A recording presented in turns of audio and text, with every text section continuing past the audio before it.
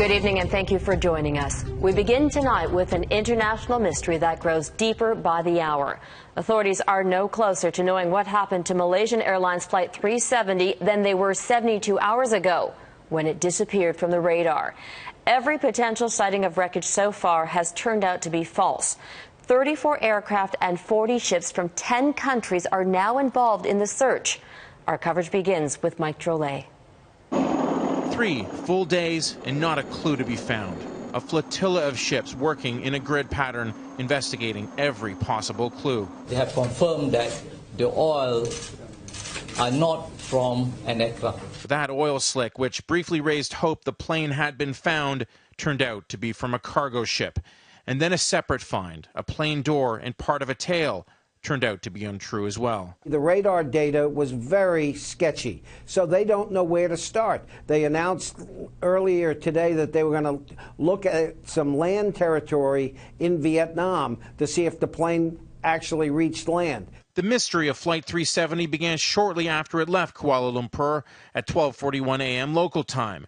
It was flying 867 kilometers per hour at an altitude of 35,000 feet when it disappeared from radar at 1:30 a.m., about 220 kilometers east of Malaysia. Now, officials say the plane did turn, but they don't know which way, so they're expanding the search grid to the east and even west of Malaysia. How a plane as large as a Boeing 777 can just disappear has confounded experts. If it had blown up in the air after an explosion, be it from a malfunction or criminal act, there would be debris.